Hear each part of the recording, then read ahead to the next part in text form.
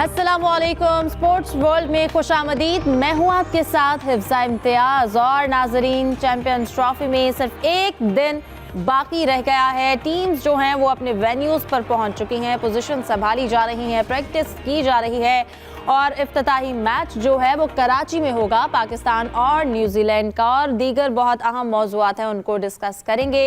मेरे साथ मौजूद होंगे प्रोग्राम में जाहिद मकसूद साहब, यूसुफ अंजुम और कराची से हमें ज्वाइन करेंगे सलीम खालिक साहब। तमाम को वेलकम करूंगी और उम्मीद करती हूँ आप लोग खैरियत से होंगे। सलीम खालिक साहब, आपसे आगाज करते हैं। बताइएगा, एक दिन बाकी रह गया और इफ्तिताही मैच भी कराची में खेला जाएगा, क्या एक्सपेक्टेशंस है? तैयारियां तो खूब हो रही हैं और प्लेयर्स दिन रात इस तरह से कभी लाइट में कभी दिन में प्रैक्टिस करते हैं वो। और आज हारिस की भी एक मीडिया टॉक थी जिसमें उन्होंने कहा कि मैं फिट हूँ, अभी टीम मैनेजमेंट पे है कि मुझे खिलाते हैं या नहीं खिलाते। एक अच्छी खबर है, लेकिन थोड़ा मोहम्मद आमिर ने कंफ्यूज कर दिया। उन्होंने कहा जो हारिस को इंजरी हुई है वो इतने जल्दी ठीक हो नहीं सकती, 6 हफ्ते लगते हैं उसको। बहरहाल पाकिस्तान की टीम 2 मैच हार चुकी है न्यूजीलैंड से और अब होपफुली उम्मीद यही करनी चाहिए कि इस बार बेहतर खेल सामने आएगा, क्योंकि देखिए बड़ा इवेंट होता है ना, तो उसमें एक प्लेयर में एक नई जान भी भर जाती है और फिर वो कोशिश करते हैं कि अच्छे से अच्छा परफॉर्म करें। और यहाँ पर जाहिर है कि अपना ग्राउंड, अपना क्राउड, और क्राउड से याद आया टिकट से सारे फरोख्त। और अब देखेंगे इस बार ग्राउंड फुल होता है नहीं होता, क्योंकि हमने ट्रायंगल सीरीज में ये देखा कि टिकट सारे बिक जाते थे लेकिन ग्राउंड फिल नहीं होता था। होपफुली इस बार ऐसा होगा कि ग्राउंड पूरा भरा होगा। और आपने देख लिया ट्रायंगल सीरीज में पिच जो है किस तरह की है, बैटिंग के लिए साजगार। कुछ लोगों को मेरी तरह छुट्टी ना मिली और कुछ लोगों को मिल जाती है, फिर वो लोग जाके मैच देख लेते हैं। हो सकता है ये बात हो, लेकिन ये सेकंड इनिंग में लोग आ जाते हैं, सेकंड इनिंग में लोग आते हैं। लेकिन मैंने लाहौर में, मैंने पिछले शो में भी बोला था, देखा है कि वहां पर बड़ा जबरदस्त एक एटमॉस्फेयर होता है। और अब देखूंगा मैं कराची में इंशाल्लाह कैसा माहौल होता है, फिर आप लोगों को बताऊंगा। क्योंकि ट्रायंगुलर सीरीज में थोड़ी मायूसी हुई थी कि उस तरह का लग नहीं रहा था एटमॉस्फेयर। होपफुली अभी इधर जो है यहाँ पर उसी तरह का एक माहौल बना होगा और खूब लोग आएंगे और एंजॉय करेंगे। लेकिन उसके लिए जरूरी है हमारी टीम भी अच्छा परफॉर्म करे। बिल्कुल, ये सबसे ज़्यादा ज़रूरी है कि जो लोग घर पे भी मैच देखते हैं उनकी भी एक्सपेक्टेशन तो यही होती है कि पाकिस्तानी टीम जो है वो अच्छा परफॉर्म करे। जाहिद साहब, आप क्या कहेंगे? लाहौरियों के हवाले से तो चले वो जज्बा है, मैच देखने जाते हैं। अब इफ्तिताही मैच में स्पेशली हारिस रऊफ के हवाले से आप क्या कहेंगे? देखिए, हारिस रऊफ ने प्रैक्टिस तो की है, ये एक अच्छी बात है पाकिस्तान के लिए, खुशकुन है। क्योंकि इब्तदाई तौर पर जब उनका टेस्ट लिया गया था MRI, तो उसमें भी था कि इतने दिनों के बाद हारिस फिट हो जाएंगे। ये अलग बात है कि उनको इफ्तिताही मैच खिलाते हैं या नहीं खिलाते। और फिर 23 को इंडिया के साथ मैच है, क्योंकि ग्रुप के 3 मैचेस हैं। ज़ाहिर है पहले इब्तिदाई 2 मैचों में से किसी को तो मैच में हारिस को चांस देना पड़ेगा। जहाँ तक तमाशाइयों का जिक्र है, तो अभी क्योंकि चैम्पियंस ट्रॉफी का पहला मैच, जहाँ 2 रवायती हरीफ इंग्लैंड और ऑस्ट्रेलिया आमने सामने होंगे 22 को। अब देखना यह है कि लाहौरिया किस हद तक यहाँ के शायकीन आते हैं। जैसे पाकिस्तान और इंडिया के मैच की हाइप होती है, ऐसे ही सब जानते हैं कि ऑस्ट्रेलिया और इंग्लैंड के मैचेस की भी हाइप होती है, क्योंकि ऑस्ट्रेलियावी टीम आज पहुंच चुकी है और इंग्लैंड की टीम आज रात को यहाँ लाहौर पहुंच चुकी है। यूसुफ, जैसा कि जाहिद साहब बात कर रहे थे कि ऑस्ट्रेलिया और इंग्लैंड की टीम की अगर बात करें तो दोनों टीम्स के मोराल की भी अगर बात करें तो इंग्लैंड भी इंडिया से हार कर आ रही है, ऑस्ट्रेलिया श्रीलंका से हार कर आ रही है। तो ये मैच के हवा आप कैसा देख रहे हैं? देखिए फिजा, जब दोनों टीमों का ऐलान किया गया था उस वक्त बड़ी उम्मीद थी कि ऑस्ट्रेलिया की टीम यकीनी तौर पर आगे काफ़ी हद तक जाएगी। लेकिन जब से उनको ये पता चला कि 5 खिलाड़ी उनके नहीं इस टीम का हिस्सा नहीं है, तो उसके बाद उनकी जो पोजीशन है, जो कम्बिनेशन है, वो थोड़ा डिस्टर्ब ज़रूर हुआ है। इंग्लैंड की टीम भी खासी मजबूत समझी जा रही थी, लेकिन जो कि इंडिया के खिलाफ वो हार चुकी है, तो उससे जो यकीनी तौर पर जो उनका मोराल है वो काफ़ी डाउन हुआ होगा। ऑस्ट्रेलिया टीम आज पहुँची है 2 हिस्सों में, 2 मराहल में। उनके जो खिलाड़ी पहले कोचिंग स्टाफ आया था 14 रुकनी, उसके बाद 17 रुकनी जो खिलाड़ी थे वो यहाँ पर पहुँचे हैं। तो आज उनका रेस्ट डे है और कल से वो कज़ावी स्टेडियम इंट्रा स्क्वाड मैच खेलेंगे, प्रैक्टिस भी करेंगे। लेकिन वो मीडिया के लिए उसमें कवरेज की इजाज़त नहीं है। मीडिया के लिए जो ओपन सेशन है वो सिर्फ 20 और 21 तारीख को रखा गया है। 22 को मैच है, तो उसके बाद फिर यकीनी तौर पर दोनों टीमों के दरमियान एक्शन होगा और कज़ावी स्टेडियम उसके लिए तैयार है और भरपूर तैयारियाँ जारी हैं दोनों मैच इस मैच के लिए। लेकिन हिफ्ज़ा कमज़ोर नहीं होगी ऑस्ट्रेलिया टीम, उसमें बड़े अच्छे प्लेयर हैं, नौजवान। स्टीव स्मिथ ने कहा भी है हमारे जो यंग प्लेयर आए हैं वो बड़े टैलेंटेड हैं और मेरिट पे आए हैं। अच्छा। अब बैटिंग देख लें, उनकी ट्रेविस हेड है, मैक्सवेल पहली दफ़ा पाकिस्तान आए, और फिर एलेक्स कैरी हैं, स्टीव स्मिथ खुद हैं, लबूशेन है, मैथ्यू शॉर्ट है, उनकी अच्छी टीम है। और बॉलिंग शायद थोड़ी सी फ़र्क पड़ा हो पैट कुमिंस, मिचेल मार्श और जोश हेज़लवुड के ना होने की वजह से। अच्छा सलीम साहब, मैं आपके जाने आना चाहूँगी। एक एक्स क्रिकेटर हैं राशिद लतीफ़ साहब, उन्होंने एक टीवी शो में बोला है कि राशिद खान वसीम अकरम से बड़े क्रिकेटर हैं, तो आप इससे कितना इत्तेफाक करेंगे या इस पर क्या राय देंगे? देखें, ये राशिद साहब की अपनी राय है, लेकिन मैं ये कहता हूँ कि वसीम अकरम ना सिर्फ पाकिस्तान बल्कि दुनिया के जो चंद बेहतरीन ऑलराउंडर्स गुजरे हैं उनमें से एक हैं। और जिस जमाने में वो क्रिकेट खेलते थे, बड़े बड़े प्लेयर होते थे, सब उनसे घबराते थे और बैटिंग भी उनकी जबरदस्त थी और एक टीम मैन थे। आप बार बार जिक्र होता है 1992 का वर्ल्ड कप और उनकी बॉलिंग। उसके बाद भी अगर हम देखें तो 2 Ws की जोड़ी मशहूर हुई थी, वसीम अकरम और वकार यूनुस की। तो राशिद भाई के वसीम अकरम से थोड़े से वसीम भाई, इन लोग के रिलेशन अच्छे नहीं है शुरू से ही ना। हो सकता है इस तनाजुर में उन्होंने ना कही हो, लेकिन ये बात ये है कि कहीं ना कहीं एक ऐसा है कि जब आपको याद है एक जमाना 90s का, जब बहुत ज्यादा फिक्सिंग और इस तरह की चीजें आई थी, एक दूसरे पे इल्जाम चलते थे, तब से इन लोगों के ताल्लुकात थोड़े खराब हुए थे। नो डाउट राशिद खान बहुत अच्छे ऑलराउंडर है, लेकिन वसीम अकरम कहाँ, राशिद खान कहाँ। हाँ, अगर 10 साल 15 साल राशिद इसी तरह परफॉर्म करते रहे, 15 तो बहुत है, 10 साल भी कर लिया और इतनी विकेटें ले लें वसीम अकरम के बराबर, इतने ही रन बना ले, तो फिर ये कहा जा सकेगा कि हाँ जी उनसे बड़े। इस वक्त तो वसीम अकरम बहुत आगे। ठीक है जाहिद साहब, आप इस हवाले से क्या कहेंगे? और इसके साथ साथ हरभजन सिंह की जानिब से कहा गया है कि भारतीय टीम वैसे तो जीतेगी और सिर्फ उन्हें फ़खर जमान से थोड़ा मोहतात रहने की ज़रूरत है। देखिए, वसीम जो है ना, वसीम अकरम क्योंकि बहुत ज़्यादा मैचेस खेल चुके हैं। उस वक्त T20 तो होते नहीं थे, टेस्ट मैचेस थे, वनडे मैचेस थे, और वनडे में ये पहले बॉलर हैं जिन्होंने 500 विकेटें ली हैं। और यहाँ मैं ये भी जिक्र करूँ, ज़हीर खान जो फास्ट बॉलर हैं भारत के, उन्होंने एक इंटरव्यू में अपने 5 जो बेस्ट बॉलर्स हैं उनका नाम लिया है, जिसमें वसीम अकरम और वकार यूनुस भी शामिल हैं। बाकी उन्होंने मैग्रा को पसंद किया है, डेल स्टेन को पसंद किया है, और चमिंदा वास को श्रीलंका। अजीब, बिल्कुल इत्तफाक कहना चाहिए, उसमें उन्होंने बुमराह को शामिल नहीं किया। जहाँ तक आप राशिद लतीफ़ की बात करते हैं, राशिद लतीफ़ का एक अपना ख्याल हो सकता है और जिसका उन्होंने इजहार भी किया है। जब सलीम भाई जिसका जिक्र कर रहे थे, मैच फिक्सिंग की जो इंक्वायरी थी, जैसे कि उनकी शायद खालिद महमूद उस वक्त के चेयरमैन थे PCB, उनके अलावा मैं ही हूँगा या चंद एक जर्नलिस्ट होंगे जिन्होंने हर इंक्वायरी अटेंड की थी। मेरा ख्याल है इस रेफरेंस में शायद राशिद ने बात नहीं की, क्योंकि राशिद खान के बारे में जो उन्होंने कहा, क्योंकि अभी उभरते हुए खिलाड़ी हैं, अफगानिस्तान की सूरत हाल भी ऐसी नहीं है क्योंकि बाहर ज़्यादातर खेलते रहे राशिद, और साथ उन्होंने मशवरा भी दिया कि राशिद को चाहिए ज़्यादा से ज़्यादा टेस्ट मैचेस खेले। तो मेरा ख्याल कंपैरिजन खैर बनता तो नहीं है, क्योंकि वो स्पिनर हैं, वो फास्ट बॉलर हैं, और हमने तो डबल सेंचुरी करते हुए वसीम अकरम को स्टेडियम में बैठ के देखा था। तो बैटिंग भी बहुत अच्छी करते थे और बेस्ट ऑलराउंडर थे अपने वक्त के वसीम। बिल्कुल ये चाह रहा था कि वसीम अकरम, मैं ये नहीं कह रहा कि वो फिक्सिंग की वजह से उनको उन दोनों पसंद नहीं करते थे। मैं ये कह रहा था जिस वक्त इशू हुआ था तो इन लोगों के आपस में रिलेशंस खराब हो गए थे, और मेरी जहाँ तक मालूमात है अभी भी कोई इतने अच्छे इनके रिलेशंस नहीं है। तो जाहिर है फिर बंदा अगर आपको पसंद ना हो और फिर दूसरे के साथ बात हो रही हो, तो फिर वो जाहिर है दूसरे का ही नाम लेगा। वो जो उसको पसंद नहीं करता उसका नाम तो लेगा ही नहीं ना। बिल्कुल, सबकी अपनी राय है, और जैसे कि आजकल हैपनिंग भी हो रही है तो सब अपनी कह लें कि अपनी अपनी बात सामने रख रहे हैं, और इसके साथ साथ एक्साइटमेंट भी है। यूसुफ साहब, कल भी जो लाहौर में तकरीब हुई दीवाने आम में बहुत अच्छी रही, लेकिन हमने कहीं ना कहीं आतिफ असलम की कमी को महसूस की, तो आप इस हवाले से क्या कहेंगे? हिफ्ज़ा आतिफ असलम यकीनी तौर पर हम सब के पसंदीदा सिंगर हैं और सबको इंतजार। अच्छा, वही वाली बात जो हम प्रोग्राम से पहले जिक्र कर रहे थे, पूरा सच बताना आपने। पूरा सच भी बताऊंगा। कल चांस था कि आपको वहाँ तकरीब का हिस्सा बनाया जाता, लेकिन आप चूँकि ड्यूटी पर थी तो इसलिए आपको इनवाइट नहीं किया जा सका, वरना सर आपने मुझे वैसे भी नहीं किया, ये तो आप रहने दें, मैं नहीं भूलूंगी। चलिए ठीक है। अच्छा, आधा सच ये है कि आतिफ असलम वहाँ परफॉर्म नहीं किया, सबको इंतज़ार था कि परफॉर्म करना चाहिए था उनको, और पूरा सच ये है कि तकरीब बहुत अच्छी थी। रेड कारपेट बिछाया गया था हजूरी बाग में, दीवाने आम में ये तकरीब रखी गई थी। शानदार इंतजाम थे जिस तरह के होने चाहिए मेगा इवेंट के हवाले से। इसमें जितने भी हमारे 2017 के जो टीम अरकान थे जिन्होंने चैम्पियन ट्रॉफी जीती थी, उसके वो अरकान को मदऊ किया गया था। सब क्रिकेटर्स भी थे, PCB के सब चेयरमैन भी थे। जो एम्बेसडर्स हैं ICC चैम्पियन ट्रॉफी के, जेपी डोमनी, टम सऊदी और सरफराज अहमद, ये भी वहाँ पर थे। उनसे बातें भी वहाँ पर हुई काफ़ी सारी। और जहाँ तक आपने जिक्र किया आतिफ असलम का, तो आतिफ असलम वहाँ आए थे। अच्छा, हाँ, पूरा सच ये है कि तकरीब का जो टाइम था वो 6 बजे का था। रेड कारपेट के लिए तकरीब में शुरू होना था 7 बजे।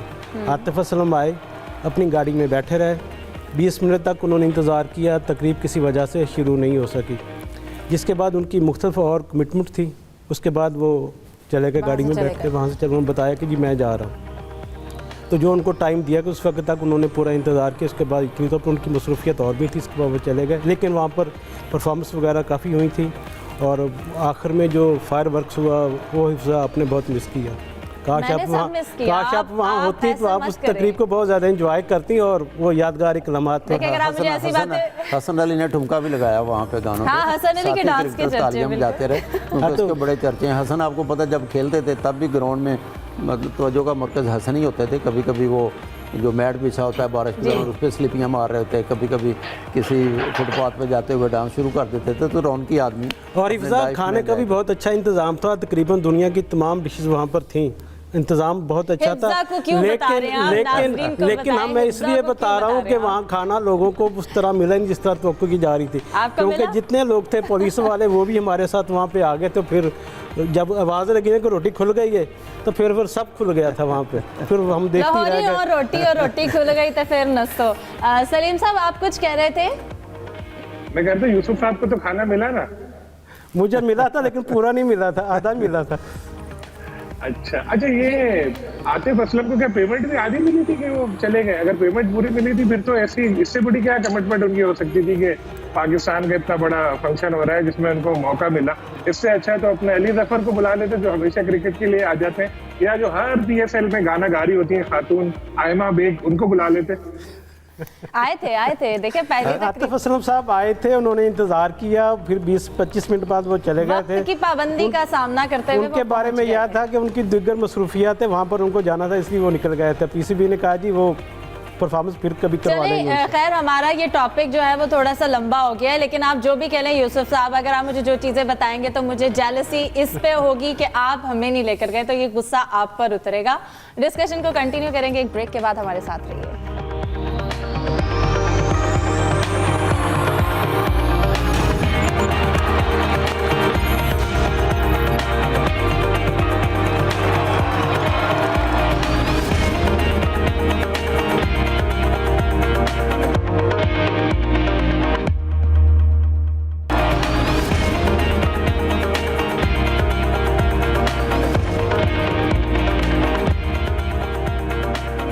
Welcome back.